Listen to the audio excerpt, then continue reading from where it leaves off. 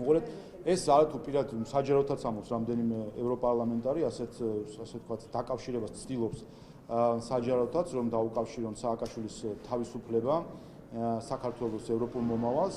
ეს არის სწორედ ცრუ დილემების შექმნა, თითქოს არსებობდეს არჩევანი სააკაშვილსა და ევროკავშირის შორის. ასეთი არჩევანი არ არსებობს. ეს არის ცრუ დილემა, რომელიც არის პროპაგანდისტული ინსტრუმენტი იმისთვის, რომ დაარწმუნოს, ანუ დააყენოს ადამიანი, სახელმწიფო ამ შემთხვევაში და ჩვენი ქართველი ხალხი დააყენონ ცრუ არჩევანის წინასწარ. თითქოს არის ორი გზა, როგორც ზღაპრებში, ერთ გზაზე წახვალ დაიღუპები, მეორე გზაზე წახვალ გადარჩები.